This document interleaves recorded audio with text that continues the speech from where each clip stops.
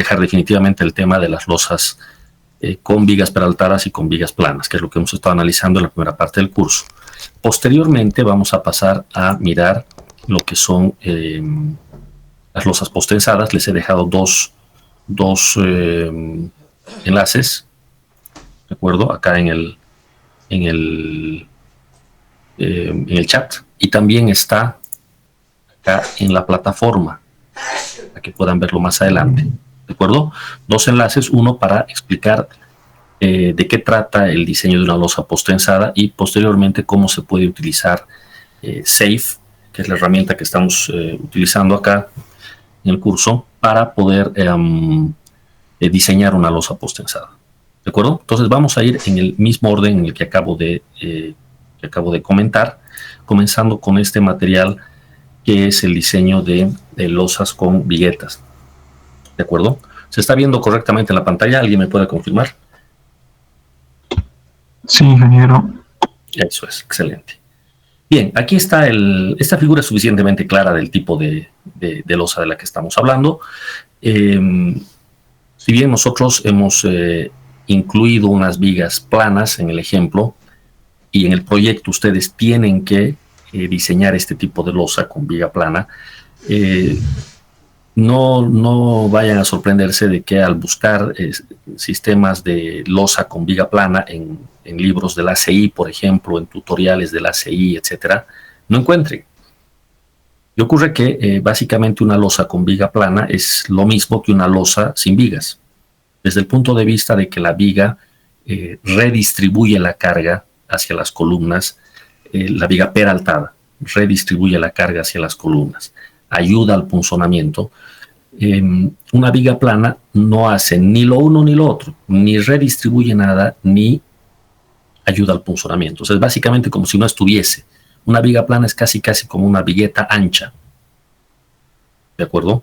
Entonces hay que tomar los recaudos ahí. El principal de los recaudos es, como ya había comentado antes, el disponer estos elementos de espesor constante, que son los ábacos. Si estuviésemos ante una losa no tipo casetonada, sino una losa maciza, el ábaco sería un sobreespesor, ¿de acuerdo? Un espesor adicional a la losa. Pero en el caso de las losas casetonadas, el ábaco es simplemente una zona de losa maciza alrededor de las columnas o de los muros, como se puede apreciar en esta figura. Ahora, el diseño a mano de una losa de este tipo tiene su complicación. Si uno quisiera hacer el análisis desde cero, es decir, desde determinar los momentos, los cortantes, y luego pasar al diseño propiamente, al armado de la losa, este es un cálculo bastante complejo, porque desde luego este tipo de losa es una losa en dos direcciones. Analizar una losa en dos direcciones no es una tarea sencilla. Si no dispusiéramos de un método como el de los elementos finitos, pues este sería un problema bastante complejo. Y no quedaría más que hacer algunas aproximaciones y nada más. Afortunadamente, hoy en día se cuenta con programas que resuelven por elemento finito y tienen una precisión muy alta. ¿Qué es lo que estamos haciendo? Al usar ETAP, SAFE, Robot, el programa que queramos, estamos resolviendo por elemento finito y uno como usuario del programa pues puede hasta ni percatarse de la complejidad matemática del problema. Pero todos ustedes han hecho un curso previamente de elementos finitos, o sea que ya saben lo complejo que es analizar una placa en la que los esfuerzos y las deformaciones se desarrollan sobre el plano de la placa y por fuera del plano de la placa, que es lo que ocurre con un elemento shell, que es lo que usamos para simular esto. Bueno, entonces acá son 86 páginas de este documento. En realidad este ha sido extraído de una firma que vende software estructural. En realidad este es un manual para validar su software, ¿de acuerdo? Pero a mí me agrada mucho este documento porque explica con mucho detalle cómo se puede analizar la losa a mano y luego la compara con su programa. Ustedes podrían hacer algo similar y compararlo con el ETAPS. Lógicamente, para poder desarrollar una planilla, por ejemplo, en MATCAD y diseñar una losa de estas a mano, ahí nos tenemos que pasar unas buenas clases que en un curso como este no tenemos tanto tiempo. Pero les dejo el material para que ustedes puedan explorarlo y por cuenta propia, si desean, programar desde cero básicamente. Aquí está en el contenido justamente el análisis con un método que en el ACI, en el manual del ACI, sigue apareciendo como una alternativa válida al método de elementos finitos para cuando uno quiera resolver a mano este tipo de problemas.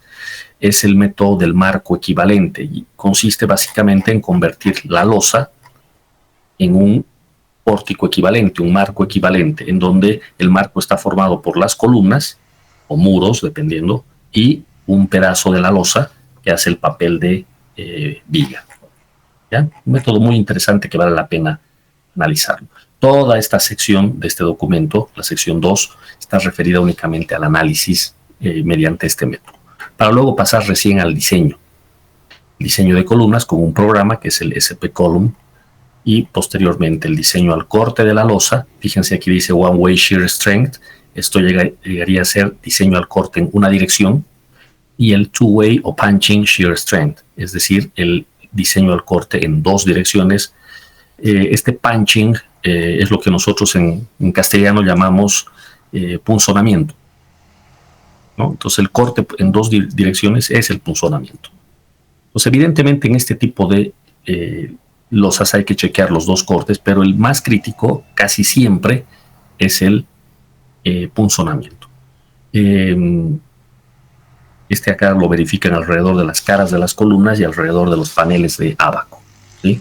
Luego viene un requerimiento de servicio, que es el control de deflexiones, tanto las deflexiones instantáneas como las deflexiones de largo término o tiempo dependientes. Esto yo ya les he explicado cómo se hace. ¿Alguien me podría decir cuál es el factor de mayoración para pasar de flecha instantánea a flecha de largo término? Como mínimo era 2.6. Eso es 2.6, ¿no es verdad? Como mínimo para mayorar una flecha instantánea y tomar en cuenta la flecha tiempo dependiente o de largo término. ¿De acuerdo? Entonces vean que aquí de solo mirar el contenido ya uno se da cuenta qué cosas tiene que revisar en el diseño de la losa. Necesita primero tener un método de análisis, en nuestro caso elementos finitos. Tiene que diseñar correctamente las columnas, porque obviamente no es lo mismo una columna que tiene la ayuda de una viga para redistribuir las cargas y trasladarlas de la losa hacia las columnas, que tener a la columna directamente soportando a la losa. Entonces el diseño de la columna es más, bueno, hay esfuerzos que hay que considerar con mayor detalle. En cuanto a la losa propiamente, el diseño al corte en una y en dos direcciones, y siempre hacer el diseño o la verificación de deflexiones, tanto a corto como a largo plazo. Eso es básicamente lo que hay que hacer y es lo que ya les he mostrado. Básicamente es lo que hemos hecho en estas primeras clases. Entonces, para quienes deseen, aquí está esta especie de manual paso a paso para hacer el análisis. Aquí están las referencias de dónde sale, básicamente las notas de la PSA, que es una especie de handbook del ACI 318, y algún otro material más. Tienen desde los datos de partida, y esto además quiero mostrarles. Esta es una especie de memoria de cálculo. Es un muy buen ejemplo de cómo se tiene que presentar una memoria de cálculo estructural. A tiempo de hacer sus planillas en MATCAD, en Excel, en Python, en lo que ustedes quieran, deben de introducir sus referencias a alguna norma boliviana, de preferencia, claro, o la norma americana, la que fuere, la que hayan consultado, pero que esté bien clarito como se aprecia aquí. Todo lo que aparezca en su memoria de cálculo tiene que aparecer referenciado con el numeral inclusive de la norma. Norma tal y tal, de tal año, sección tanto, punto tanto. De manera de que cualquiera que revise, miren aquí cómo pone, ACI 31814 8311. Listo, aquí no hay lugar a confusión ni a discusión. Uno revisa el ACI 31814, este numeral, y chequea exactamente lo que está puesto aquí. Por favor, las memorias de cálculo que me vayan a entregar en este curso, de acá a la finalización, que tengan este formato. ¿De acuerdo? Y es muy probable que ya les hayan exigido esto antes en alguna materia, entonces es simplemente volverlo a hacer. Esta es la manera más adecuada de presentar una memoria. ¿De acuerdo? Bueno, no entramos en más detalles, capaz una que otra cosilla podríamos analizar de acá, por ejemplo, temas recubrimientos. Fíjense cuán fino es el análisis cuando se habla de recubrimientos. Este es el recubrimiento al centroide de la varilla de acero, esto es el L a la varilla que está abajo. No es verdad que en una losa tenemos parrilla, fierro en una dirección y en la otra, y el recubrimiento, ¿cuál es?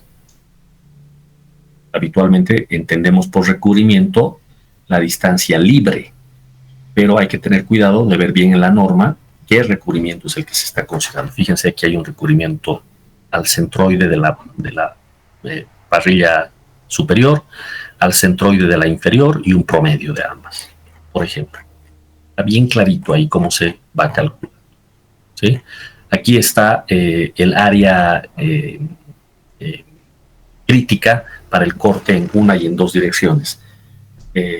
Sobreentiendo que todos ustedes ya han hecho el curso de fundaciones, así es que recordarán cuando se analiza una losa de fundación o una zapata de fundación aislada, por ejemplo, respecto de la columna se chequea una superficie crítica para el corte en una y en dos direcciones. Es exactamente lo mismo lo que estamos viendo acá, solo que no es una zapata lo que tenemos, sino es una fracción de la losa casetonada alrededor de la columna. Pero es el mismo concepto para el corte en una y en dos direcciones. Aquí está la zona crítica para funcionamiento y la zona crítica para corte en una dirección.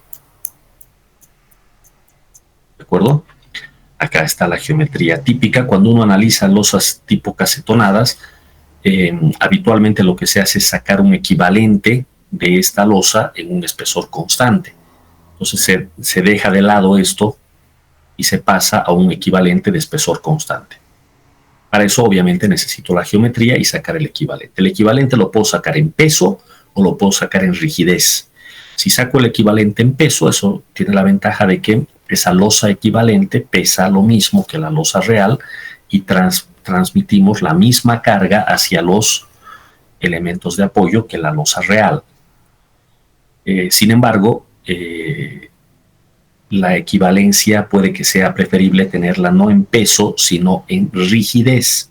¿Para qué? Para que la deformación de la losa equivalente sea idéntica a la deformación de la losa real. Son dos cosas distintas, no sé si me dejo entender. Equivalencia en peso y equivalencia en rigidez. ¿Ya? Habitualmente se sacan ambas losas equivalentes. ¿De acuerdo? Aquí está la explicación de cómo se puede hacer eso. Termina siendo un mero cálculo geométrico. Sacar el equivalente de esto es mera geometría. En el caso de la rigidez, habrá que sacar un equivalente, pero de inercias. Basado en inercias. No basado únicamente en la sección. ¿De acuerdo? Bueno, como no estamos interesados en ver en detalle, simplemente estoy haciendo un punteo. Acá está la geometría típica de una losa con ábacos. Obviamente esto está en pulgadas, pero acá se nota lo que ayer en el ejemplo en el programa yo había hecho uso. Pues verdad, para una columna de borde, un ábaco rectangular, para una columna interior, un ábaco cuadrado, generalmente es cuadrado suficiente. Entonces en los planos este detalle tiene que aparecer, tiene que ver con claridad el tamaño y la ubicación de los ábacos. Asimismo, este es un perfil donde con toda claridad se puede apreciar la situación. ¿Dónde está el ábaco? Y vean cómo están bien distribuidos las viguetas. Ninguna vigueta pegada directamente al ábaco, eso obviamente no se va a construir así, sino que en el programa habrá que distribuir de manera uniforme esto. Y obviamente en los planos con mayor razón. A ver, sáquemelo rápidamente el porcentaje, por favor. ¿Qué fracción de estos 33 pies equivale a este ábaco de 65 pulgadas? A ver, calcúlemelo, por favor. 65 pulgadas de ábaco comparado con 33 pies de luz. ¿Qué fracción es?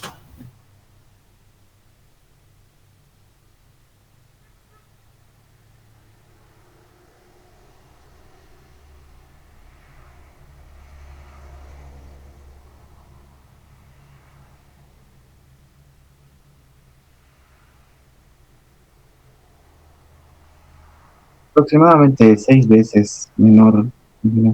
6 veces, o sea, más o menos un sexto. ¿Qué tal eso? Más o menos, ¿no? Incluso aquí a la vista ya más o menos se alcanza a distinguir. ¿Sí? ¿Lo verifican?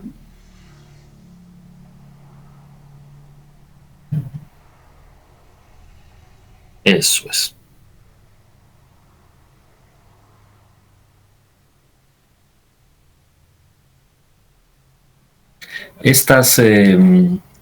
Este tratamiento geométrico que hay que hacer, pues hay que revisar en cada caso, ¿no? En función de la luz y siempre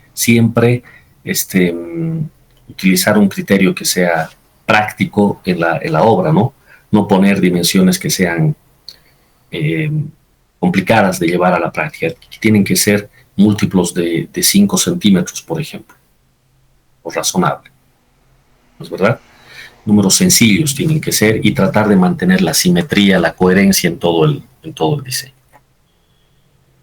Bueno, lo que viene a continuación son predimensionamientos, un cálculo muy exquisito, vamos a decir, de la losa. Acá, por ejemplo, pueden ver ustedes un tema que quizás uno pasa por alto. A ver, si es que alguna vez se han preguntado cómo calcula el peso propio ETAPS de nuestra losa casetonada. Aquí hay un detalle, hay viguetas que se cruzan. Entonces, obviamente hay que hacer un análisis por metro cuadrado y descontar la parte en la que las viguetas se cruzan. Pueden ustedes probar entre ETAPS y SAFE y SAP, por ejemplo, y el programa que quieran, y no se sorprendan de que hayan diferencias pequeñas, desde luego, pero diferencias al fin en el peso propio. Ponen la misma sección, incluso programas de la misma familia, y calculan de manera distinta este asunto del peso propio por este cruce que hay, por ejemplo, en las billetas. ¿De acuerdo? Entonces tiene su detalle interesante esto.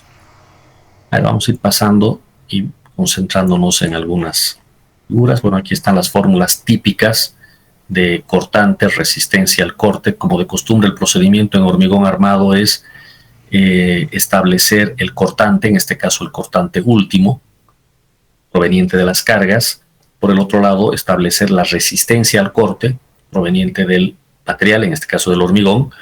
Introducir un factor de minoración a la resistencia y verificar si la capacidad reducida de nuestro elemento, en este caso de la losa, es superior a la solicitación última. Ese es el criterio de diseño que todos ustedes ya conocen, lo han utilizado ya varias veces. ¿Okay?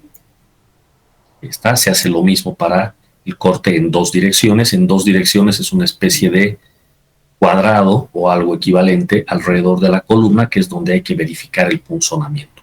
Justamente esto es lo que justifica el uso de los ábacos alrededor de la columna. Esta zona crítica al punzonamiento es la que hay que absorber con el ábaco. Esa es la idea básica. ¿Perdón? Con que le pongamos un sexto es suficiente. Un sexto de la luz. Aquí viene el método del marco equivalente, muy interesante. En un curso de hiperestáticas esto podríamos analizarlo, pero es bastante laborioso hacer este análisis. Por eso es que en hiper no vemos esto, ¿no es verdad? Es una alternativa muy buena, por eso ACI la considera alternativa al método de elemento finito. Se basa en hallar una rigidez equivalente entre la losa y la columna, y tratar de sacar rigideces de columna y de viga. En realidad la viga sería un pedazo de la losa, como si estuviésemos resolviendo un problema de distribución de momentos de cross. Esto sí vemos en hiper. En hiper les mostramos cómo sacar la rigidez de las vigas, de las columnas, y armamos unas planillas de distribución de momentos, ¿se acuerdan? Esto es básicamente lo mismo, sacar las rigideces del marco equivalente para poder hacer la distribución de los momentos. ¿De acuerdo? Bueno, ahí está, justamente. Esta es la tablita de distribución de momentos. Todos ustedes han vencido hiper hace varios semestres, y esto es básicamente lo que se hace, ¿no? Típica tablita de distribución. Entonces uno puede sacar con este procedimiento de equivalencia de rigideces, saca un pórtico equivalente, utiliza una planilla de cross común y corriente y saca los momentos con los cuales puede pasar a hacer el diseño. Reitero, hoy en día esto sigue vigente. Ustedes revisan el manual de diseño del ACI y sigue apareciendo exactamente esto como una alternativa al método de elementos finitos. De hecho, es muy recomendable testear el resultado del análisis por elemento finito con alguno de estos cálculos a mano, ver si estamos haciendo las cosas bien. El típico diagrama de momentos a gravedad es este, como ustedes deben recordar. Los momentos más fuertes, los negativos más fuertes en los apoyos interiores y los positivos afuera. ¿No es verdad? Como siempre, hay que destacar los momentos extremos, negativos y positivos, los valores más altos. Vean que al no tratarse de una viga continua, sino de una losa equivalente, un pórtico equivalente, no hay continuidad en los momentos. Se puede apreciar acá. El diagrama de cortantes viene de esta forma. Aquí hay un detalle interesante. Hay doble gráfico. Si ven aquí la leyenda, dice el que está en línea suave es al centro línea, al eje, y el que está en línea gruesa es a la cara de la columna. El diagrama de cortantes nosotros lo requerimos en la cara de la columna. No nos sirve de nada tener el cortante en el eje. ¿De acuerdo? Esto automáticamente ya lo hace nuestro programa cuando pasamos a diseñar. No toma en cuenta el centro línea, sino toma en cuenta la cara de la columna. Esto se puede controlar con algo que en castellano le llamamos los cachos rígidos, los nudos rígidos, los brazos rígidos, propiamente, que en ETABS, en SAP se puede modificar. Pero ya por defecto hay un valor de cacho rígido que tiene el programa. Es decir, cuando nosotros diseñamos con ayuda de ETABS, por ejemplo, ETABS no utiliza el cortante en el centro línea, sino utiliza el cortante en la cara de la columna, que es lo correcto. ¿De acuerdo? Si no, estaríamos exagerando con el valor del cortante. ¿Ya? Bueno, entonces ahí está lo mismo para el resto de los momentos. Lo que viene a continuación ya es bueno, aquí la determinación de los momentos. Aquí una tablita de momentos en los vanos exteriores, interiores, negativo, exterior, positivo, negativo, interior, etcétera. O sea, todo el diagrama de momentos con sus respectivos valores. ¿De acuerdo? Para poder pasar enseguida a lo que es el diseño ya de hormigón. Una vez que se tienen los momentos, pasamos al uso de las ecuaciones habituales del ACI, que son las mismas de la norma boliviana, con el diagrama rectangular equivalente de esfuerzos en el hormigón, en el bloque de compresión, las ecuaciones que ustedes ya conocen de sus cursos básicos de hormigón, exactamente las mismas. El acero mínimo, no olvidarse que en losas el acero mínimo es 0.0018 de el área bruta, en este caso la base por la altura equivalente de esta losa. ¿no? Entonces, uno a uno, todos los momentos se pueden ir absorbiendo con varillas.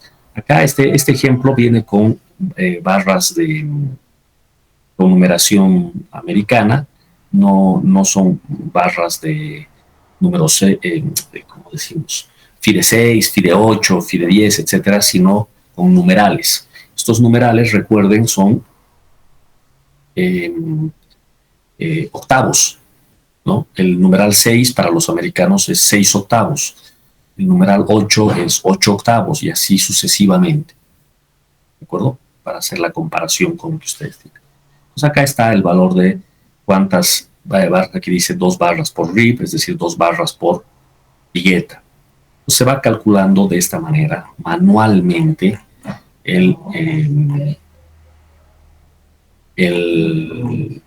área de aceros requerido. ¿De acuerdo? Este sería el procedimiento, entonces, jóvenes, para calcular una losa de estas en 2 direcciones. ¿Ya? Acá vienen los momentos factorados en columnas. Ustedes saben que en un sistema hiperestático obviamente hay una transferencia de esfuerzos de la losa hacia la columna, por lo tanto hay unos momentos que se transmiten hacia la columna y con esto se puede hacer el diseño de la columna también. ¿De acuerdo? Ahí está otra vez los coeficientes de distribución y demás para poder analizar ya también las columnas a mano, sin utilizar ningún programa de elementos finitos, ¿sí?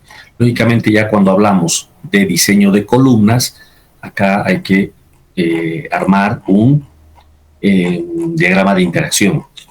Básicamente eso es lo que se busca. Y el diagrama de interacción luce de esta manera, ¿no? Es una figura tridimensional, aunque habitualmente hacemos el análisis por planos con figuras que ustedes deben recordarse. Lucen así. Aquí está la sección de la columna con su respectivo refuerzo y el diagrama proyectado en un plano para el axial y el momento en la otra dirección. Por ejemplo, aquí a 45 grados. ¿No? Entonces, el diagrama de interacción es algo que también ustedes han aprendido en hormigón, deben tener por ahí alguna planilla para hacer esto, pero ETABS y demás programas generan esto por nosotros. Simplemente hay que recordar que hay que chequear la solicitación, por ejemplo, este punto 1 tiene que caer dentro de la zona segura del diagrama de interacción, ¿no? Por dentro del diagrama, no por fuera, lo cual significa que tenemos la capacidad suficiente en este elemento. Si la solicitación está por fuera, entonces hay una falla del elemento, una falla a la resistencia por flexocompresión. ¿De acuerdo? Entonces aquí está el detalle. Esto en una planilla se puede hacer, lo han debido hacer en sus cursos de hormigón ya previamente, ¿no? La idea es poder replicar todo esto con ayuda de un programa. Estos diagramas de interacción, ETABS y compañía los generan. Y vienen las verificaciones al corte, y ya lo voy a pasar más rápido porque ya expliqué el concepto. Simplemente utilizar las ecuaciones para la resistencia al corte como tal. Ahí está. El diagrama de corte apropiado.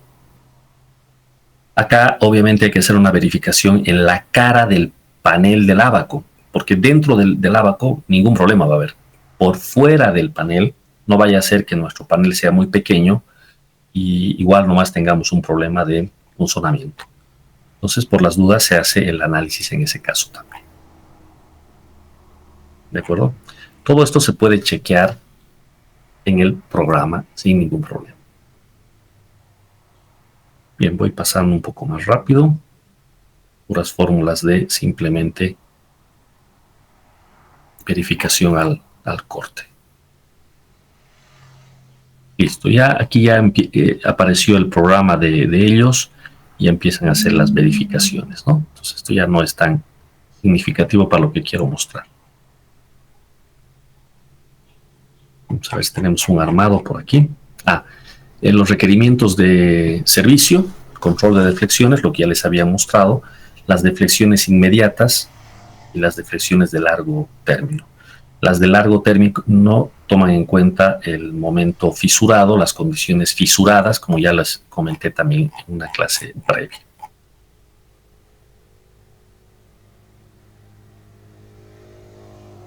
Ahí está el equivalente.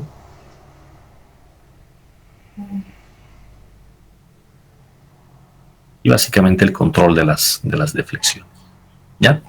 Bueno, entonces, a ver si podemos ver un armado más antes de dejar esta parte.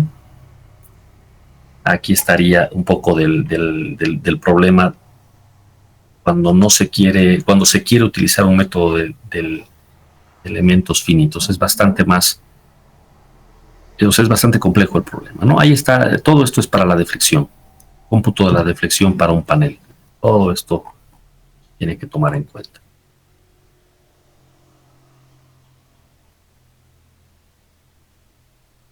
Facilita muchísimo el programa con todas las cosas que tenemos aquí.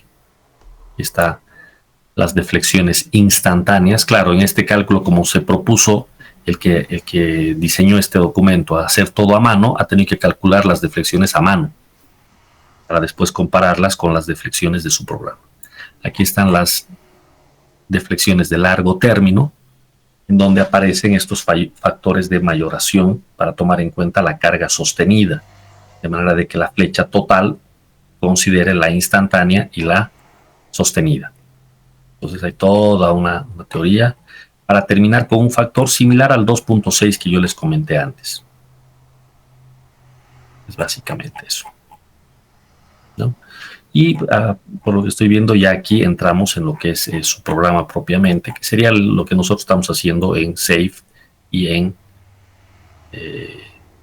ETABS, ¿no? Esto ya es del programa de ellos, como va generando. ¿Ya? Pero bueno, lo que a mí me interesa de esto es ahí está, es el concepto y redondear todo lo que nos hacía falta para terminar nuestro ejemplo. Aquí está un típico programa. ETABS también luce así por detrás. Si le quitamos su entorno gráfico, ETABS es algo parecido a esto. Texto plano en donde se introducen coordenadas, propiedades y el típico programa de elemento finito que resuelve con su respectivo algoritmo el problema estructural. Ahí está la solución. Y aquí están las comparaciones entre el cálculo a mano y el cálculo con el programa. ¿De acuerdo? Esto está muy interesante. Incluso esto tranquilamente se puede convertir si no una tesis de grado, capaz una tesina en algún programa de titulación corto. Puede valer la pena. Bueno, esto entonces, en grandes rasgos, para terminar lo que es el análisis de una losa casetonada. ¿Ya? Si hay alguna pregunta que quieran hacer sobre esta breve explicación que acabo de hacer.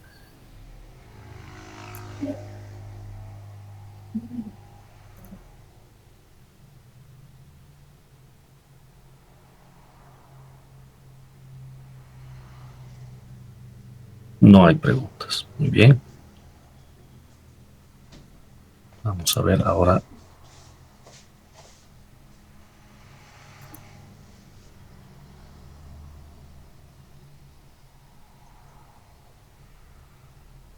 Un segundito.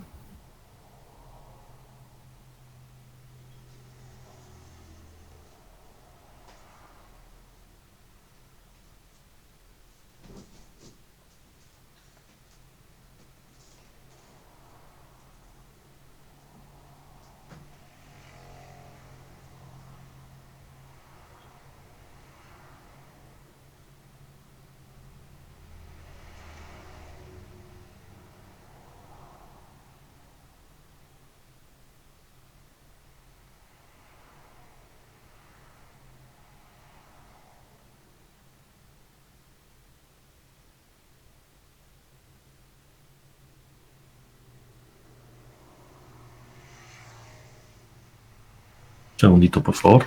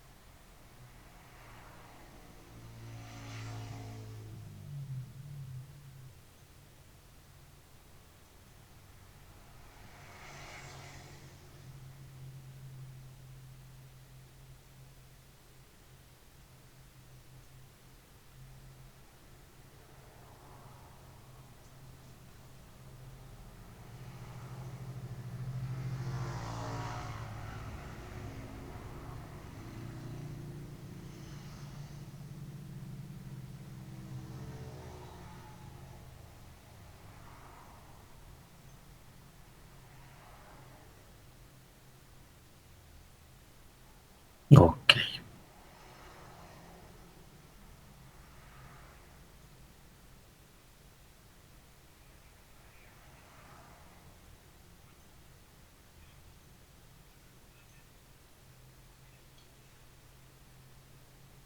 Este sería el ejemplo de cómo debería quedar el, el diseño de una, o el plano de una losa. ¿De acuerdo? Entonces, aquí, a ver, para que lo vean de lejos, es un proyecto similar al que están ustedes analizando. Una geometría más o menos parecida. Losa de entrepiso típica. Por aquí está, seguramente este hueco debe ser para la escalera y para el ascensor o viceversa, no importa mucho. Lo que me interesa es mostrar cómo debería de terminar viéndose el detalle.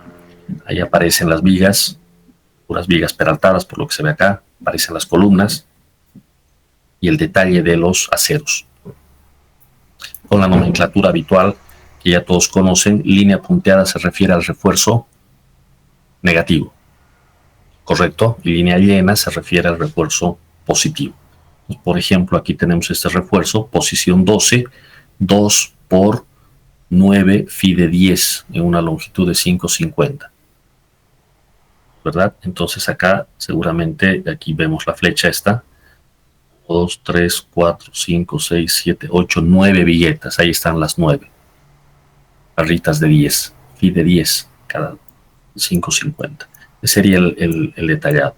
Entonces toda esta parte de aquí, su refuerzo negativo de 2 barritas de 10. Lo que continúa, seguramente está por acá explicado, el resto de las barras. Aquí, por ejemplo, hay una discontinuidad. Este no es un diseño. Ayer comentaba, uno de ustedes consultó si el negativo se puede discontinuar. Aquí claramente se está discontinuando. El negativo continúa aquí, cosa que es preferible no hacer en un diseño sísmico. Si el diseño no es sísmico, se puede discontinuar. Pues acá está el negativo de este otro lado, fíjense. 2 barras de 10 en las mismas viguetas. Y esta pequeña parte central no tiene refuerzo negativo, por lo que se aprecia en esta dirección. Mientras que el positivo, que es lo que está en rojo, son varillas más largas, de a 10 metros, por como se ve acá. Lo mismo, 2 barritas de 10, todito esto, y el empalme puesto aquí, continuando de esta manera. ¿Bueno? Entonces, así se puede detallar el armado en una losa de entrepiso. ¿Sí? Lo mismo en la otra dirección. ¿Sí? Ahora, muchas veces se pone un refuerzo base a todo y con eso cumple. Como en nuestro ejemplo, me parece que habíamos verificado que con 2 barras de 10 era suficiente. Entonces, si es el mismo refuerzo a todo, pues no hay necesidad de hacer tanto detalle. Simplemente se indica dónde están las viguetas. Se dice todo el piso, toda la losa, tiene el mismo refuerzo y se acabó. Acá se nota claramente que tenemos viguetas en una dirección, en estos paneles exteriores, y adentro tenemos viguetas en 2 direcciones, pero con continuidad, como se puede apreciar aquí. ¿Ya? Entonces, esto tienen ustedes que armar, por favor, para el proyecto. Acá se alcanza a notar una viga más ancha. Había sido de 55 por 40. Por alguna razón pidieron una viga plana en este proyecto y se puso aquí. Una plana solo aquí, el resto eran peraltadas, etc. ¿No? Y aquí está el detalle. Así va quedando, con la identificación del casetón, los fierros, la parrilla para retracción, temperatura. Habitualmente son barras de 6 nomás, puede ser cada 30, cada 25, depende. El armado de la vigueta, aquí por ejemplo se alcanza a ver solamente 2 varillas acá abajo y 4 arriba en la viga peraltada, etc. Este es el típico detalle que hay que dar en un plano de estos. Aquí están las viguetas de 10 centímetros, todo con barras de 10. 2 varillas de 10 abajo y 2 arriba, a todo. Por ejemplo. ¿Sí? y algunos detallitos interesantes que se puede dar. Esto ha sido generado en Revit. ¿Ya? Yo habitualmente trabajo con este programa, ¿no? Entonces se puede hacer unos detalles muy, muy bonitos con esto. Muy, muy bonitos. Muy completos. ¿Eh? Aquí está, fíjense, acá arriba estaba solamente el refuerzo base, mientras que acá abajo está el detalle del ábaco de refuerzo. Entonces, aquí esta es una forma de mostrar los ábacos. Miren, hay que acercarse un poquito para notar el detalle. Alrededor de la columna está puesto el ábaco, solamente que aquí se aclara que el ábaco no es un sobreespesor ni es una zona de losa maciza, sino simplemente es un refuerzo en varillas que se está poniendo. Aquí FIDE 10 cada 12 dice, y FIDE 10 cada 12 en este cuadrado alrededor de la columna. Claro, lo que pasa es que en este proyecto, en este ejemplo, tenemos vigas peraltadas, a diferencia de nuestro proyecto de clase de viga plana. Cuando la viga es peraltada, no hay necesidad del ábaco como tal. Entonces, lo que sí se puede hacer es reforzar la zona donde debería ir el ábaco, reforzar esa zona en el negativo, ponerle una parrilla de acero más fuerte, especial en esta zona, sin necesidad de macizar el hormigón en esta parte. ¿Me dejo entender? Ustedes en el proyecto tienen en los pisos de abajo, en el semisótano y en la planta baja, donde no hay viga plana, pueden utilizar esta solución. No hay losa maciza, todo es con casetones. Simplemente este es un refuerzo en este cuadrado, cual si fuese un ábaco, por eso aquí se puso así, ábaco de refuerzo, pero solo para el negativo. ¿Para qué? Para darle mayor capacidad a la losa y ayudar también a la viga. Ahí están los ábacos puestos aquí. Alrededor del hueco, para la escalera o para la caja del ascensor, lo mismo. Siempre se pone un pequeño ábaco, como se puede ver aquí. Entonces, básicamente lo mismo que les he mostrado, les he pedido hacer en el proyecto. Entonces, este material lo van a tener también para poder ubicarse un poquito. Aquí están las planillas. Esta es la forma en la que se aprecia una vista extruida, cosita, apoyada sobre muros en este proyecto y todo lo demás. ¿De acuerdo? Y para terminar, los cómputos. Básicamente es la planilla de acero con el esquema de doblado, dimensiones y el cómputo como tal, para poder hacer el cálculo final de todo esto. ¿Sí? Esto corresponde a un proyecto real. Lo presenté yo hace algún tiempo. Bueno, les voy a pasar este planito para que se puedan guiar también para hacer sus planos. Ustedes tienen un mes prácticamente para hacer todo esto. Como el trabajo es en grupo, divídanse para poder alcanzar a sacar. No estoy diciendo que es obligado usar Revit para esto. No, no es obligado. Pero traten de sacar un plano que sea lo más parecido posible a esto. En AutoCAD Detailing se pueden sacar versiones muy, muy completas. Muy, muy completas de esto. ¿Ya? Con ayuda de un Excel para la planilla de fierros es suficiente. No es obligatorio usar Revit para esto. ¿Ya? Muy bien. Con esto finalizo lo que son las losas en dos direcciones y casetonadas. A ver si hay alguna pregunta que quieran hacer, por favor. Ingeniero, yo tenía una pregunta sobre el refuerzo del ábaco en sí. En la losa nervada teníamos que dividir entre el número de viguetas, ¿verdad? Sin embargo, en el ábaco en sí, cuando falla, ¿tendríamos que dividir también el número de viguetas o tomar el acero del SAFE? No, no hay necesidad de dividir porque como es un espesor constante, hay que dividir entre el tamaño del ábaco. O sea, Ya. el programa nos va a decir, por decir, 10 centímetros cuadrados de requerimiento. Entonces eso hay que dividir entre el ancho del ábaco. Simplemente. Ya está bien, gracias. ¿Sí? Ok. ¿Alguna otra pregunta?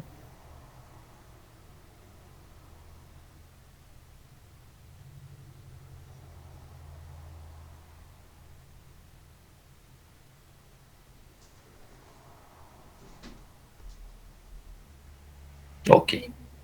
Muy bien, jóvenes. Vamos a pasar entonces a lo que es el diseño de losas con preesfuerzo.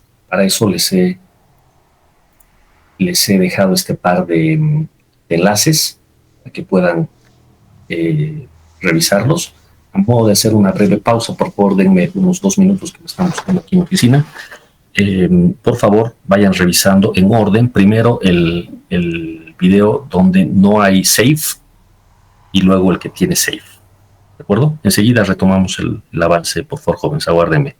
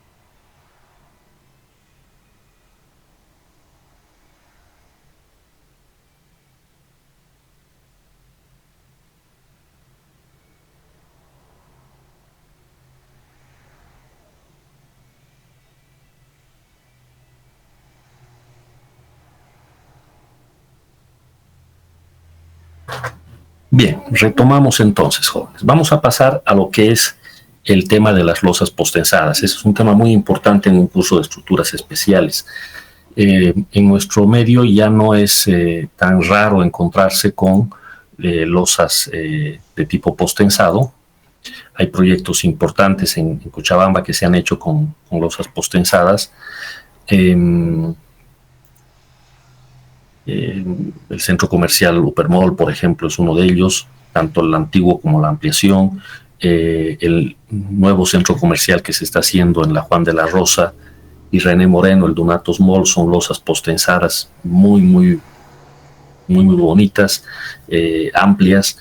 Prácticamente todo el proyecto se está basando en sistemas postensados y en muchos edificios similares a los que estamos estudiando en este curso también tenemos ya sistemas postensados. Así es que no es algo que sea demasiado ajeno, digamos, a lo que se puede hacer en un proyecto corriente ya en nuestro medio.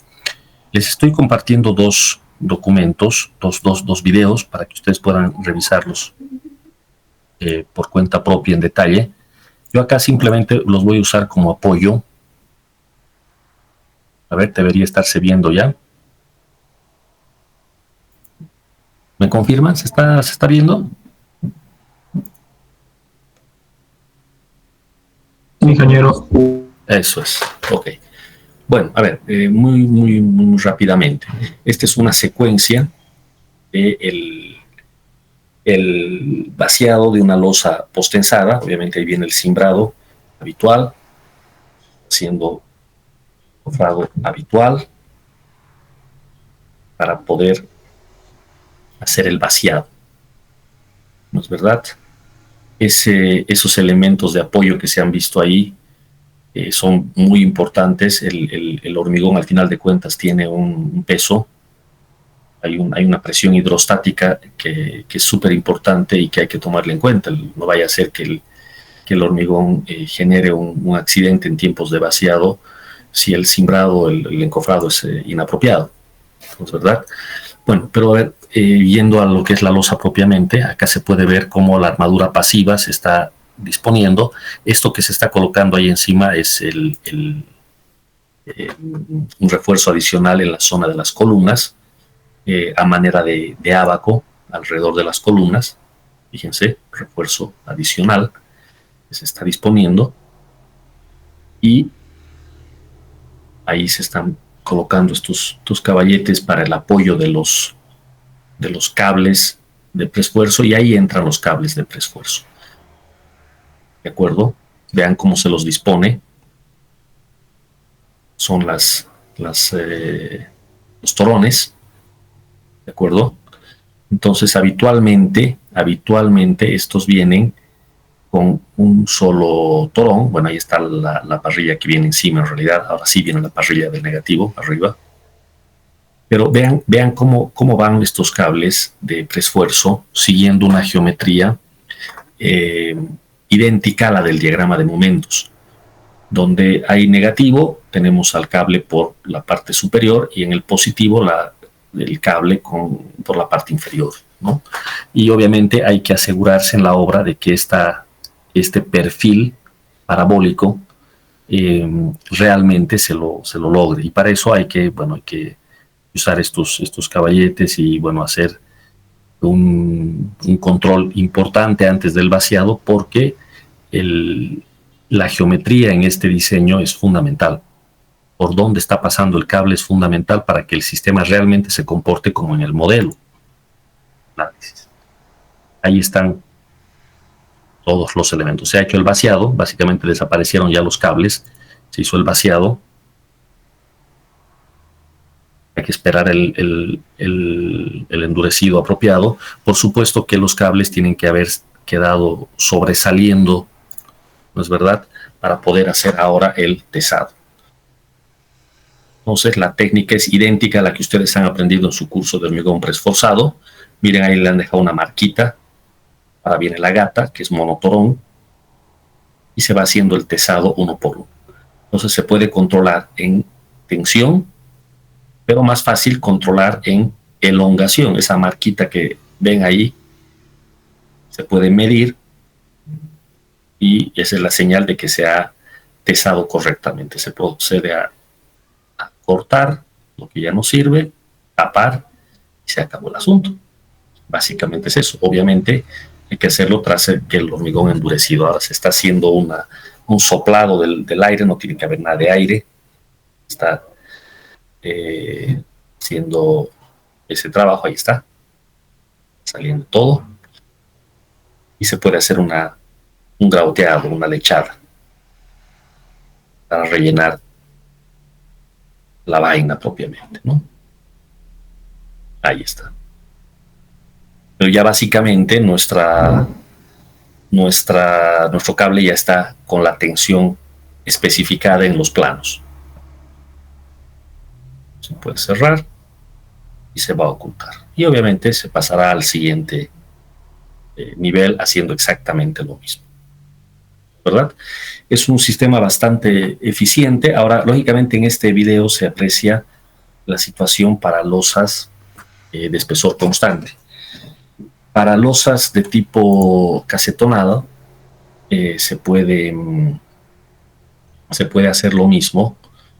Se puede hacer lo mismo, pero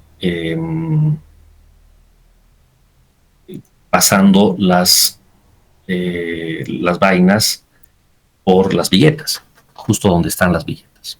¿Ya? Hay más videos de este estilo para que ustedes puedan ver aspectos constructivos que vale la pena conocer cuando se habla de una losa posttensada.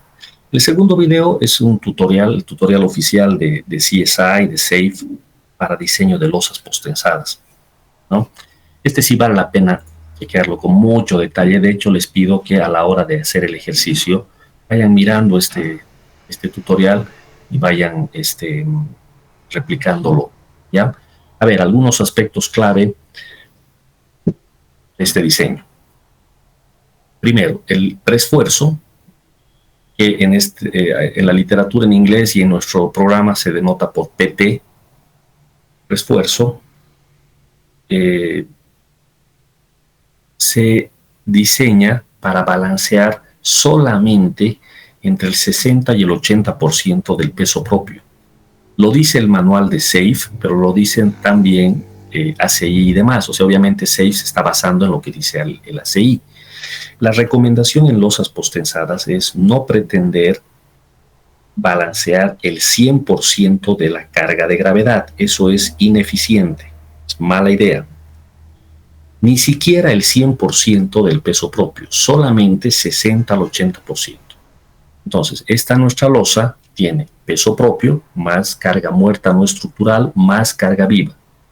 ¿Qué nomás tiene que ser absorbido por el preesfuerzo? Únicamente entre el 60 y el 80% del peso propio. No más que eso. ¿De acuerdo? Si uno exagera con el preesfuerzo y balancea más que este porcentaje, lo único que consigue es un diseño antieconómico. Sin motivo, se va a rifar en cables de preesfuerzo y en tesado, cuando podía haberlo hecho sin necesidad del preesfuerzo. ¿Ok? Bueno, vamos a ver qué más muestra este material. Aquí nos está dando las dimensiones. Esta es una losita de 8 pulgadas, dice, es bastante gruesa. De nuevo es una losa de espesor constante. Es la tipología más utilizada afuera. En Bolivia, sin embargo, en esta época usamos mucho la losa casetonada. Pero no hay problema. O sea, podemos pasar los tendones por las viguetas. Justo donde hay vigueta, por ahí podemos pasar. Y si es que necesitamos amontonar nuestros tendones, podemos hacer uso de la viga plana. Justo donde hay viga plana, ahí podemos pasar no un torón, sino varios. 7, 8, 10, lo que se necesite.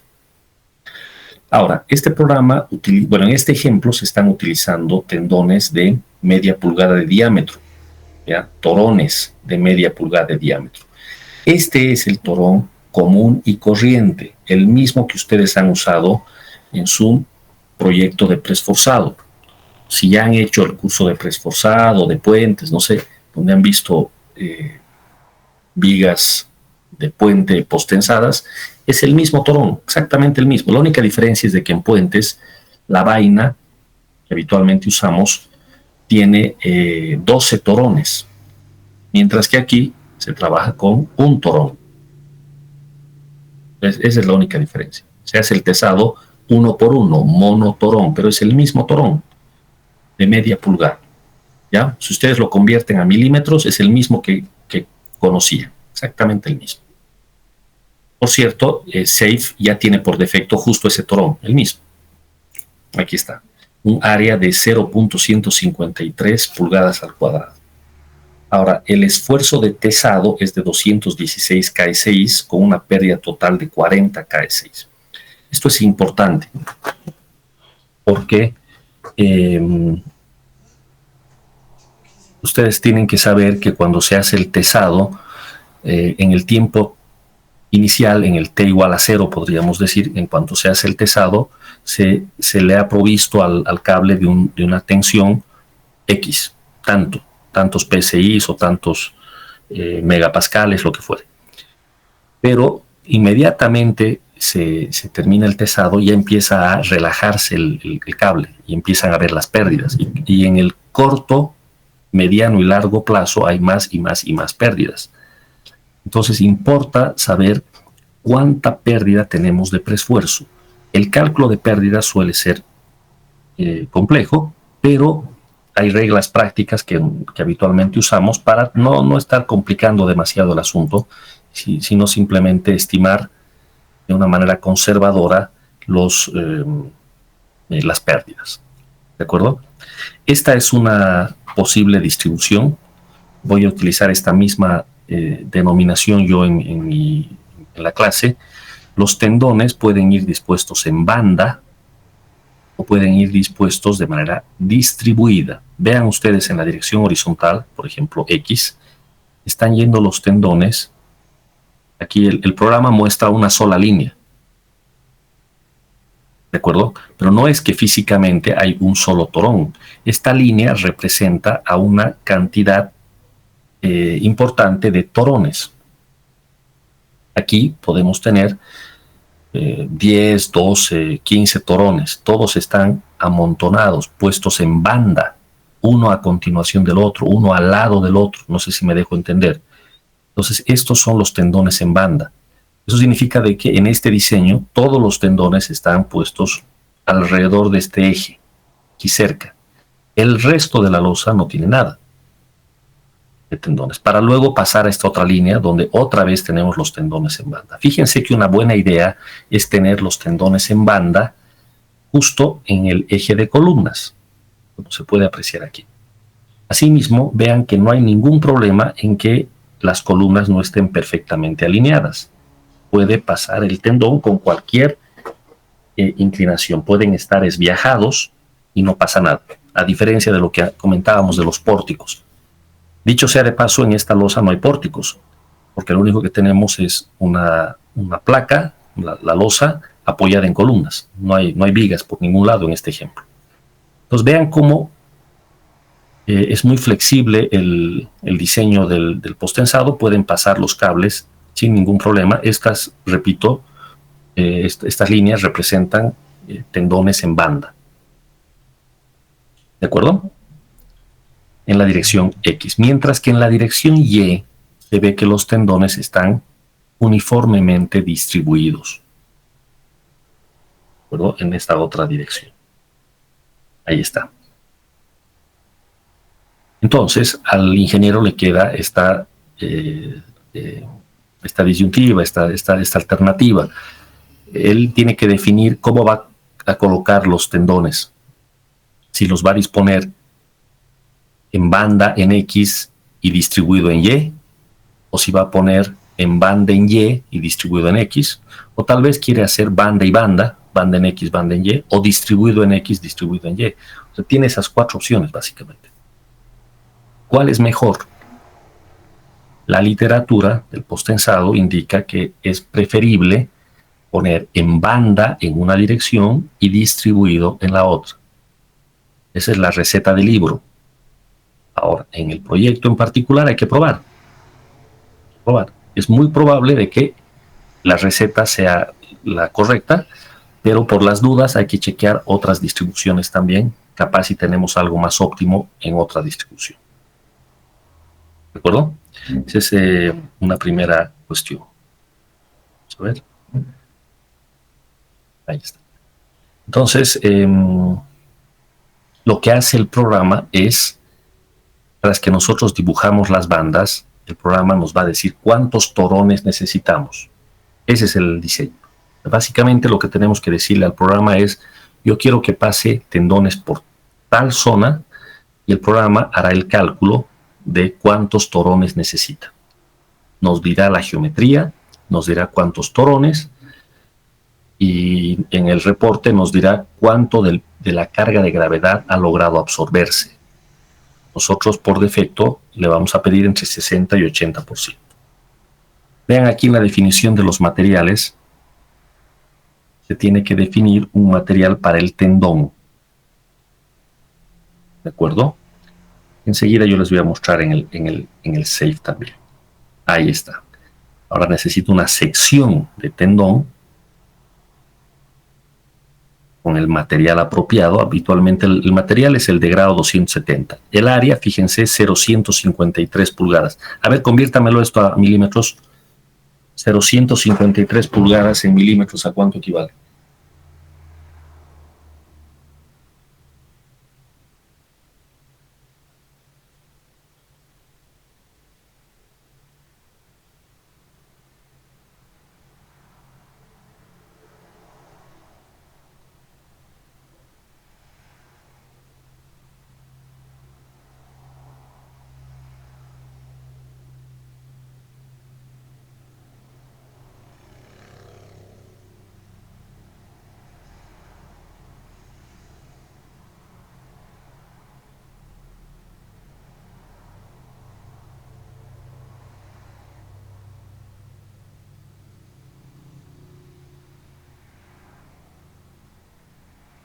¿Cuánto es, por favor, en milímetros? Milímetros cuadrados, Inge. Sí. 98,71. Eso es. Ese 98 es el que habitualmente nos acordamos. En milímetros cuadrados. Enseguida vamos a ver eso en nuestro ejemplo. ¿Ya? De hecho, creo que un segundito, si me aguantan, vamos a habilitar.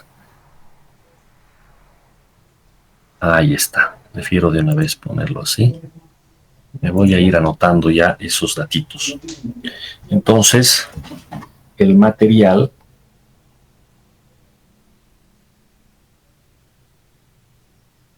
para el acero de preesfuerzo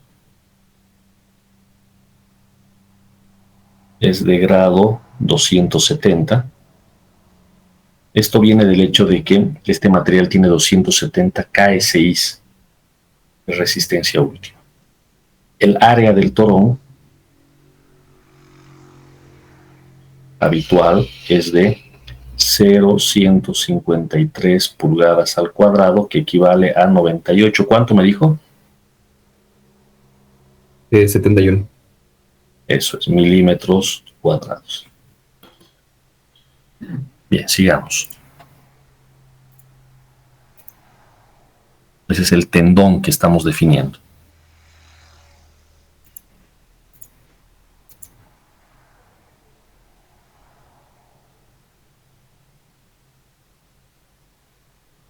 Patrones de carga. Vean que los patrones de carga por defecto son el dead y el live, y hemos hablado de esto antes, pero ahora hay que definir patrones adicionales para el preesfuerzo. Habitualmente la nomenclatura que se usa es esta. PT final, que es el que corresponde al después de las pérdidas. Add new load, ahí está, prestress final. Y PT transfer. Lo va a colocar, ahí está el PT transfer, el antes de las pérdidas de largo término. Entonces, yo necesito dos patrones de carga. Un preesfuerzo final. Cuando digo final me estoy refiriendo al preesfuerzo ya con todo y pérdidas. Cuando todas las pérdidas de largo plazo se han dado, ahí tengo el PT final. Mientras que el PT transfer es el antes de las pérdidas de largo plazo. En cuanto se terminó de hacer la transferencia de carga, el tesado, ahí se dan unas pérdidas inmediatas, pero aún no tenemos las pérdidas de largo término. Entonces a eso se llama PT transfer. Ambas, el PT transfer y el PT final, se tienen que añadir dentro de la lista de los load patterns. Hay que añadirlos. Y en tipo de carga, en el programa, tenemos esto. Entonces, fíjense cómo tiene que quedar. Ahí está. el PT final y el PT transfer tiene que aparecer en mi lista de patrones de carga.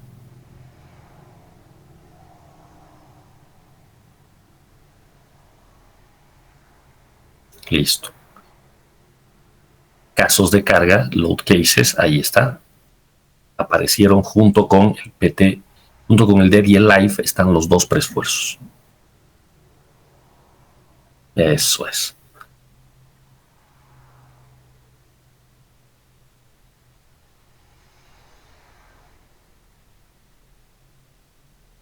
Listo. Entonces ya tengo ya tengo definido mi material y mis cargas para poder hacer el análisis. Lo que viene a continuación es un poco de geometría. Fíjense, la losa de este ejemplo no es totalmente regular, tiene por ahí una entrada, hay unos muros en los bordes, en las esquinas, y lo que está mostrando aquí este añadido de líneas de soporte es simplemente para indicarle al programa por dónde están pasando nuestras columnas, ¿ya? Está utilizando el layer A seguramente para la dirección horizontal y luego usará el layer B para la otra dirección. Entonces, fíjense, ahí están nuestras líneas. Está añadiendo líneas de soporte, le está diciendo al programa que por ahí pasan las columnas, es decir, los elementos de apoyo. Esto es importante hacer notar, porque no necesariamente en un proyecto tenemos las columnas totalmente alineadas.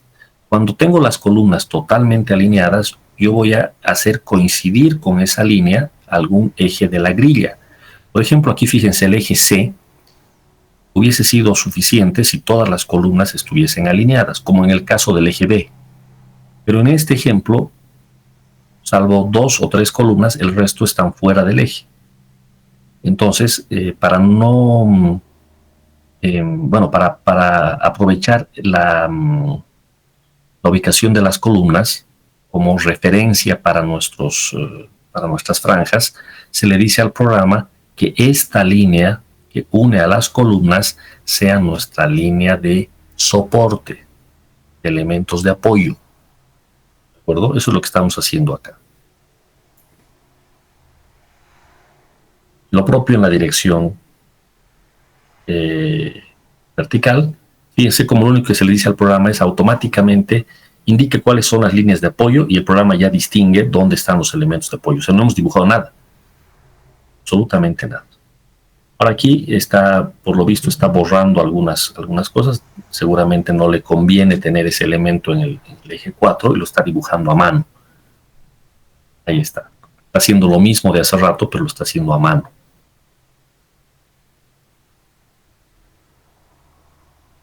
Simplemente para mostrar que se puede hacer esto a mano, se puede hacer automáticamente. Ahí están las líneas de apoyo. En nuestro proyecto esto vale la pena porque tenemos algunas columnas desalineadas, ¿no es verdad? O sea que es muy probable que tengamos que hacer esto mismo. Ahora viene el diseño de el dibujo de las franjas. ¿Sí? Ayer yo mostré que se pueden introducir franjas. Entonces fíjense, acá se están introduciendo las franjas utilizando las líneas de apoyo. Esas líneas que están en celeste que acabamos de dibujar se están tomando como referencia para dibujar las franjas.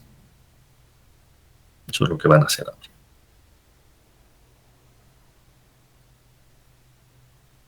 Ahí está. Están seleccionando las líneas de apoyo. Va al menú Edit y le pone Añadir franjas de diseño utilizando líneas de soporte seleccionadas. Se puede crear franjas intermedias o solo las franjas columna, depende ya de la necesidad. Ahí está.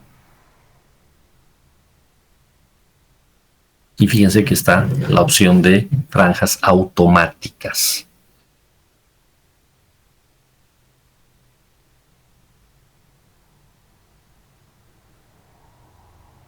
Ahí están las franjitas.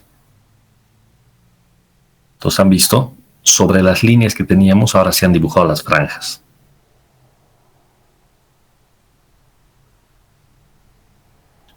Ahora se puede editar el ancho de la franja, de manera de que esto se lo puede hacer automáticamente, o se lo puede hacer a mano también.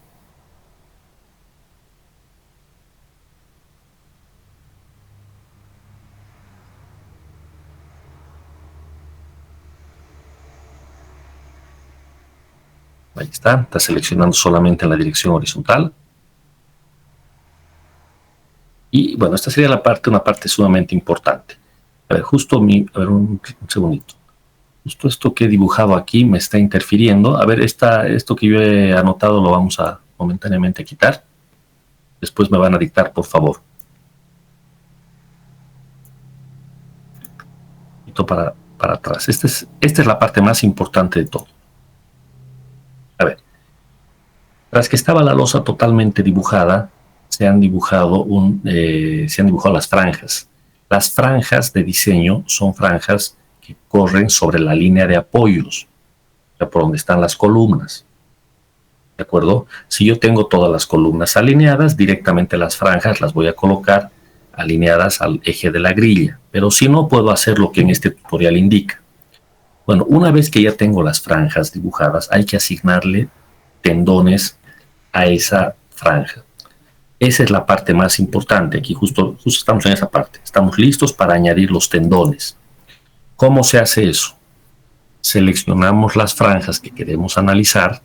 En este caso, por ejemplo, están introduciendo solo al eje horizontal, al layer A.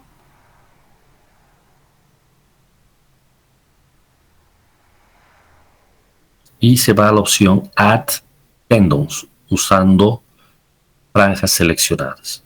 Entonces aquí se le indica al programa qué quiero colocar. Fíjense las dos alternativas.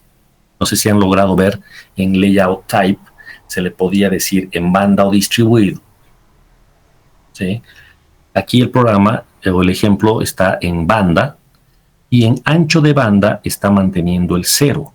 Este 0 que se está manteniendo acá significa que el ancho de la banda lo va a definir el programa por nosotros en función del requerimiento.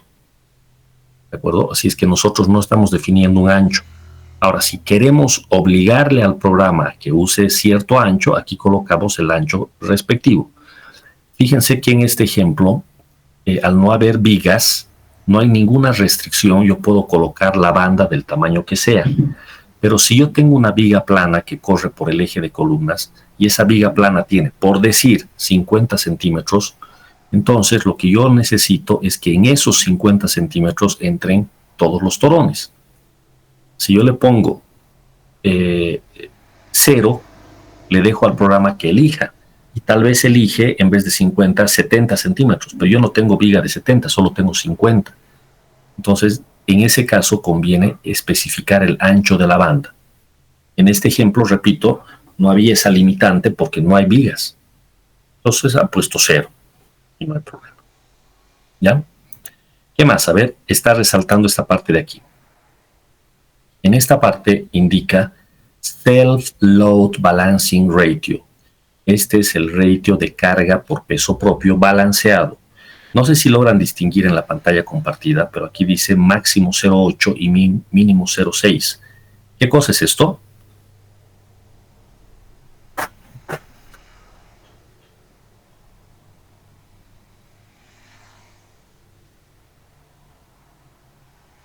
¿Qué sería ese 0,8 y ese 0,6?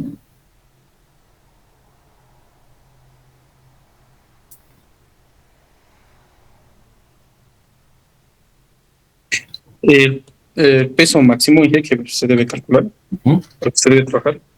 Correcto, correcto. Lo decía el manual hace un momento. La recomendación es balancear entre el 60 y el 80% de el peso propio. ¿Cómo sabe eso el programa? Pues en esta parte le decimos cuánto tiene que balancear entre el 60 y el 80. Entonces lo que va a hacer el programa es, va a hacer pruebas. Cuando le demos correr, va a hacer pruebas de manera de que nos arroje el número de torones necesario en cada banda para balancear entre el 60 y el 80%. O sea, el trabajo que hace el programa por nosotros es un trabajo bien pesado. Si lo hiciéramos a mano, tardaríamos bastante. Pero al programa van a ver, le toma segundos hacer esto. El programa lo que va a hacer es, aquí, en este toroncito, por ejemplo, que está en verde, nos va a decir cuántos, en realidad es una línea, no esa línea verde, pero le estamos diciendo ponga los torones en banda. Como le he dicho, 0 de ancho, eso significa que este ancho, el programa lo va a calcular y lo va a decir por nosotros. Si yo le quiero forzar al ancho que yo quiera, entonces aquí en vez de 0 pongo el ancho que yo quiera. El asunto es este. El programa tiene que calcular el número de torones requerido para cumplir con la condición. ¿Qué condición? De que logre balancear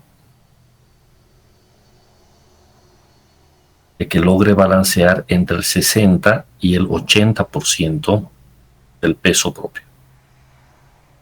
Entonces, ¿con cuántos de estos? En cada línea verde tengo un torón. Puedo poner uno o más torones. Como están en banda, pueden entrar varios torones aquí.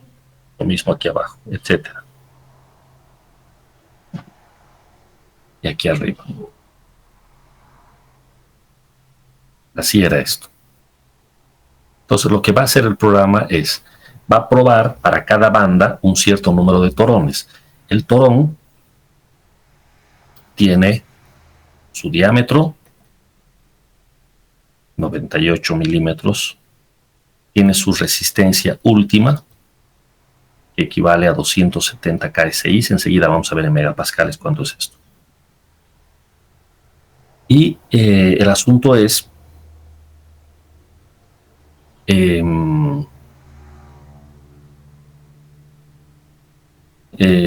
nosotros le vamos a decir de esta resistencia última, no se pase de tanto, por decir 60% de esta resistencia última. Entonces su límite, su tensión límite o de diseño va a ser menor que 270, por decir 0,6 por FPU. Este 0,6 lo vamos a verificar enseguida en la norma. Entonces se hace el tesado. Entonces yo sé que, por ejemplo, necesito en esta banda, yo necesito una cierta cantidad de esfuerzo. No sé cuánto es qué sé yo, por decir necesito 600 KS6. Pero yo necesito 600 KS6 y cada cable solo me soporta 270. Es más, como tengo un factor de seguridad, tengo menos de 270 en fase de diseño. Entonces, con este esfuerzo límite y lo que calcula el programa que yo necesito de preesfuerzo, me va a sacar el número de torones. Con un torón no se puede, necesito 2. No, con 2 no se puede, necesito 1 más, 3. Ah, ya con 3 me paso, pero ya cumplo, listo. Entonces, para esta banda necesito 3. En la siguiente, con 5 es suficiente. En la siguiente, 4. En la otra, 3. Y así. Una vez que tiene calculado todas las bandas, el número de torones, recalcula el peso balanceado. Claro, porque exactamente yo necesitaba, por decir aquí, 1.83 torones. Eso es de cálculo, pero obviamente no hay 1.83. Aquí se ha puesto 2 torones. Ya me he pasado un poquito. Aquí abajo salía 4.73. No hay 4.73. Se le pone 5 y así. Entonces esa discrepancia la recalcula al final y le va a salir una carga balanceada entre el 60 y el 80%. Si logra encontrar una combinación que le dé una carga balanceada entre 60 y 80, el diseño está bien. Entonces el programa nos va a decir, en esta banda necesita tantos torones, en esta otra tanto, en esta tanto, etc. Nos va a dar el número total de torones.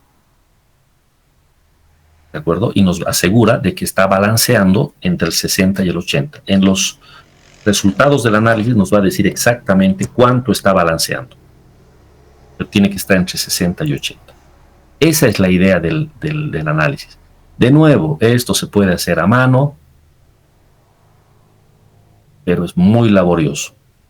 El programa lo hace en 2 patadas, como lo vamos a poder ver en la siguiente clase ya cuando introduzcamos todo esto a nuestro programa.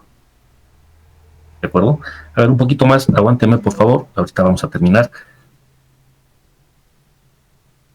Ahí está básicamente la situación.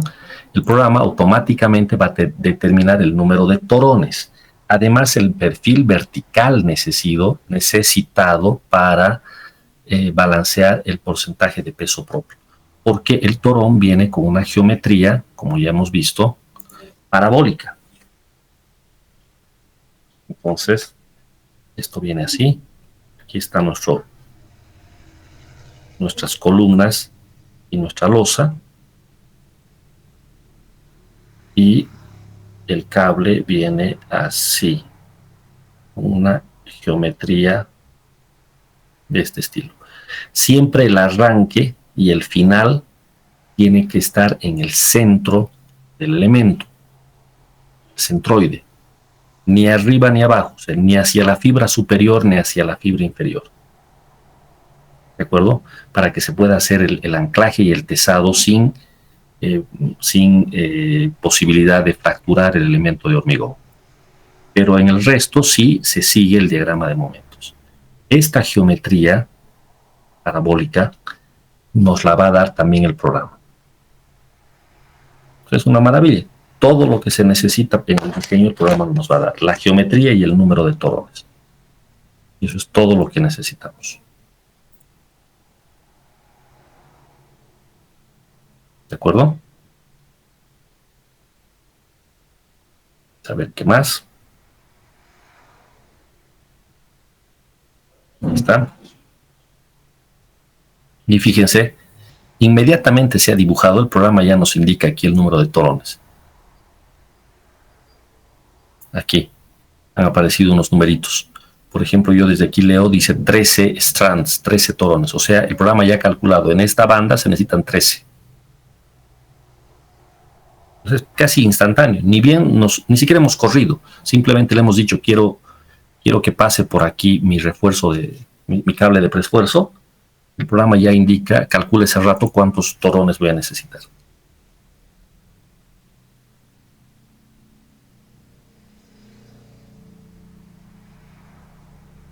¿De acuerdo? A ver, hasta esta parte intentaremos replicar en nuestro programa.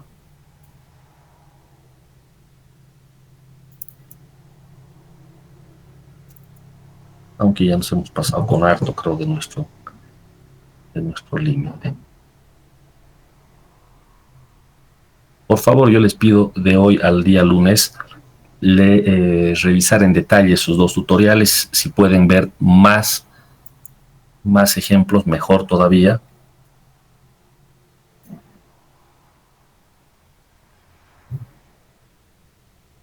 Aquí está. Esta es mi losa del proyecto con la que hemos trabajado el día de ayer.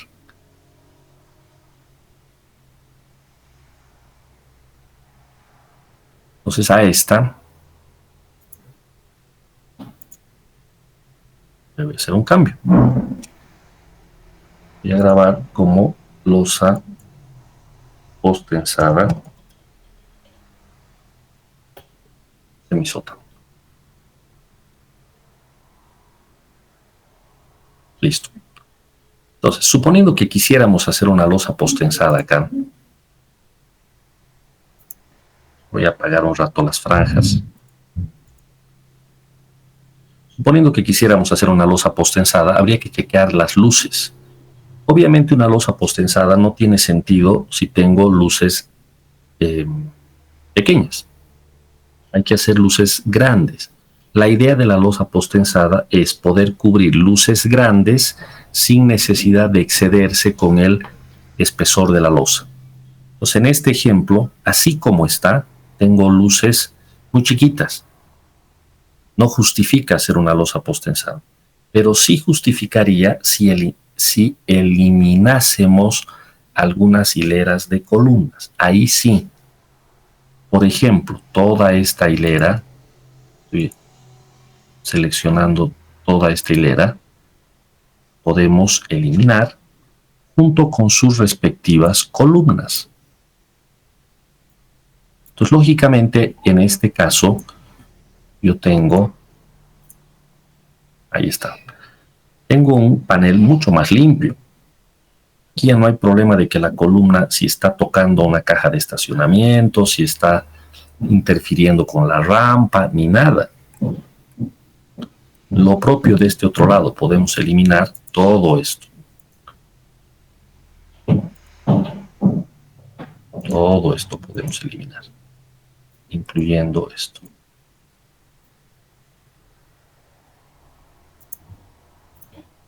Y claro, ya tengo un panel mucho más limpio, muchísimo más limpio.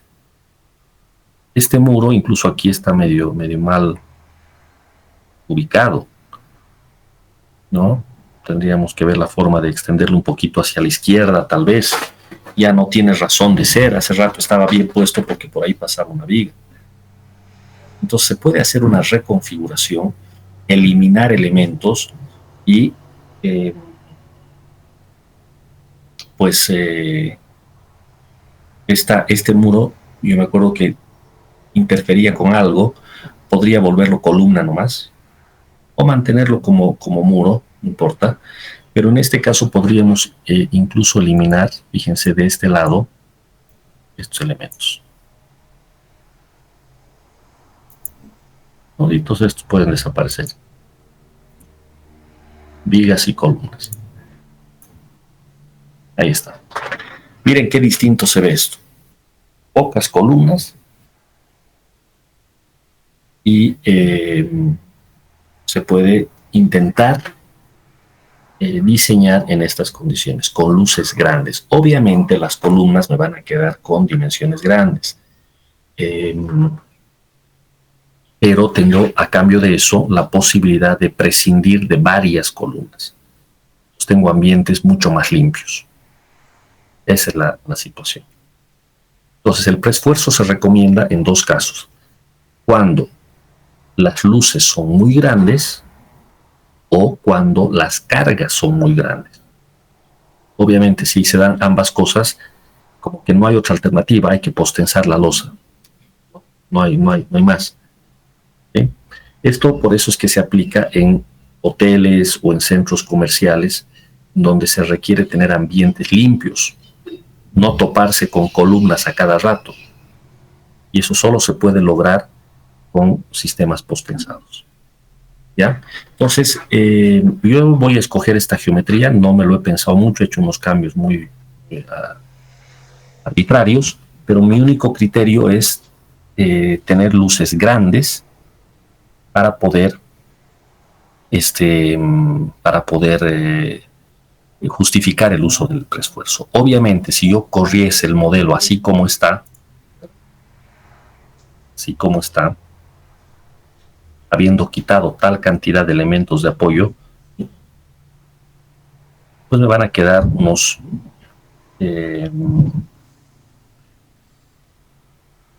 deformaciones muy grandes.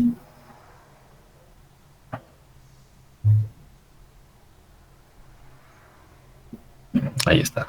¿Se acuerdan qué zona era la que quedaba mejor? O perdón, la que tenía deformaciones más grandes estaba por aquí en el diseño original, ahora está por aquí. ¿De acuerdo? Para las mismas cargas. Acá estoy viendo en carga muerta 7 milímetros y en servicio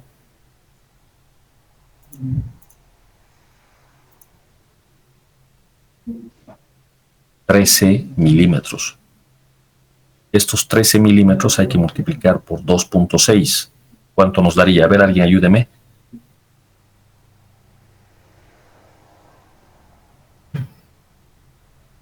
Sí, 33,8. 33,8. Y el límite, me parece que ayer vimos que era alrededor de 25, 26. No sé si alguien se anotó cuánto era el límite.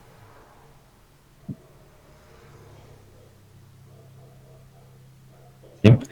Entonces, obviamente, nos ha quedado un diseño en el que tengo demasiada deformación. Entonces, aquí es donde viene ahí está. Aquí es donde entra el preesfuerzo. A resolver esta situación y a absorber una fracción importante, entre el 60 y el 80% del peso propio de la losa. ¿Ya? Bueno, voy a detenerme en esta parte, jóvenes. En la implementación de la losa postensada en el programa la voy a diferir para la siguiente clase. ¿De acuerdo? Vamos a mostrar con calma cómo se introduce basándonos en el ejemplo que ustedes ahora tienen que leer. ¿Ok? Muy bien. Hasta esta parte, preguntas que quieran hacer antes de que cerremos la sesión. Muchachos. Inge, una pregunta. Sí. Para el desplazamiento, ¿tenemos que verificar con el servicio o también podríamos verificar con el mayorado de 1.2, el almuerzo? Ya. No. El mayorado no se usa para esto. Solo el de servicio. Sí. Está bien, ingeniero, muchas gracias. Sí, siempre con servicio, ¿ya? Todo el control de deflexiones hay que hacerlo siempre con servicio nomás. Los mayorados son combinaciones de estado límite de rotura y eso se usa para diseño únicamente, ¿ya? Eso es. Muy bien, ¿alguna otra pregunta de esto? Inge, tengo una pregunta, pero no es, digamos, del tema de ahorita, sino Sí, algo del programa. Digamos, en unas plantas me sale como que mucho requerimiento de acero en la parte de un costadito de la caja de sensores. No sé si eso está mal. Ya. Sí, eso ocurre, es más un tema numérico que un tema físico, ¿no? Puede haber una acumulación de esfuerzos en algún borde que en la realidad no existe. Eso solo ocurre en el modelo. Y eso fácilmente se verifica justamente introduciendo un ábaco, se elimina esa posibilidad. Debe ser una concentración fuerte de cargas, pero que solo existe en el modelo. ¿Ya? Podríamos verlo. Sí, porque, digamos, lo coloqué abajo al lado de la caja de ascensor y igual me sale, digamos, fuerte. A ver. A ver, voy a ¿Sí tratar lo de tienes? compartir. Sí.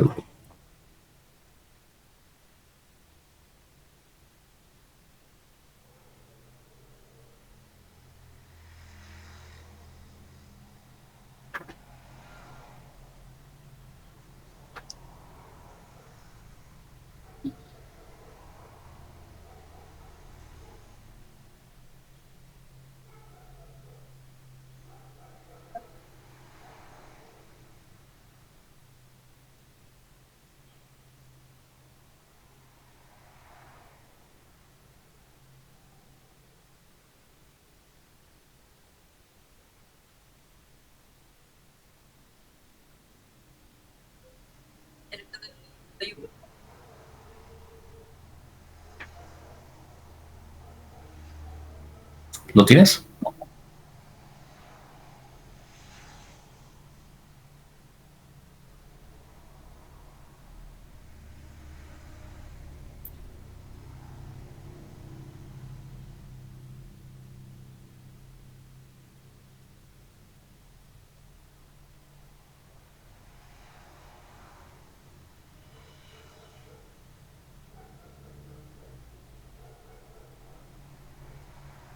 Acá está, Inge. Digamos, aquí puse como que un abaco por la caja de sensores. Y vamos a hacerlo correr y ver las verificaciones. Me pide bastante cero acá, en esta parte de acá.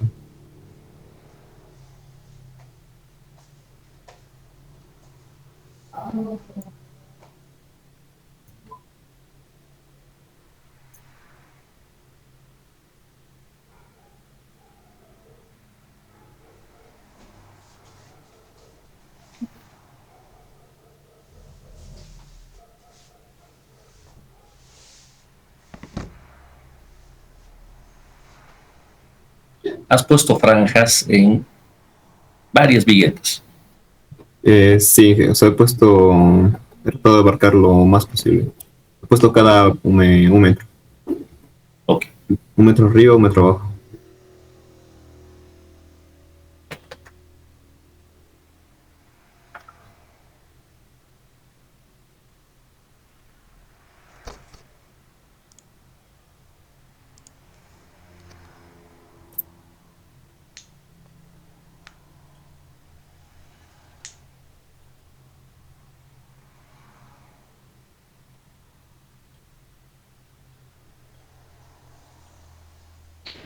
digamos, acá me sale mucho acero. O sea, a comparación de todo lo demás, me sale bastante, digamos, a lo largo de 500.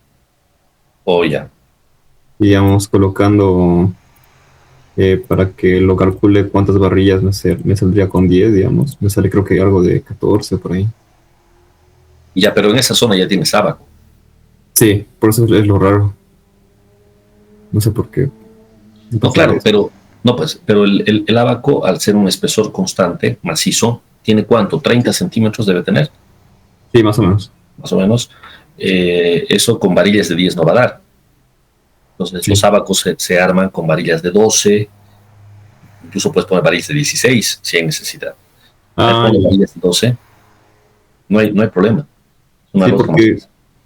con varillas de 14 sí daba, si no me equivoco. Y no No, era no, pero mucho. 14 no tenemos en el mercado, 12 ponle. 12. Ya.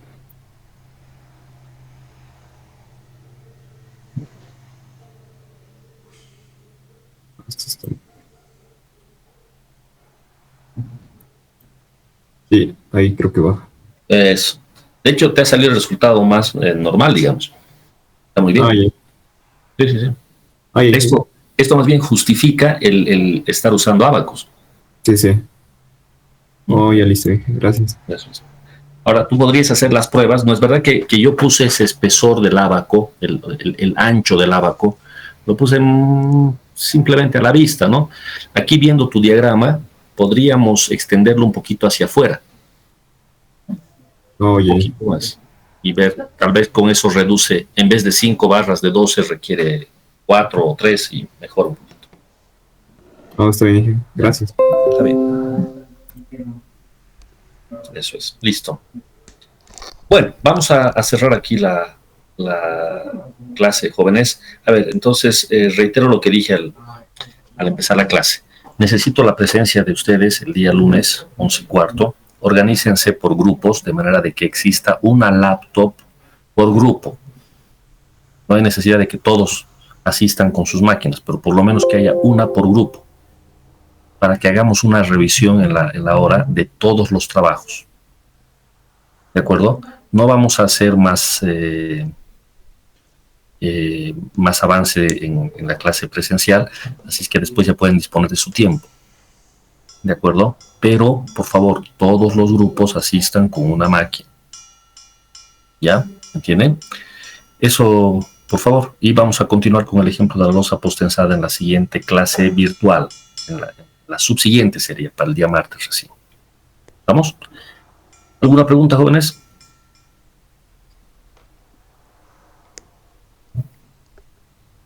¿No? Muy bien. Listo. Ok, nos desconectamos entonces. Buenas tardes y hasta el lunes.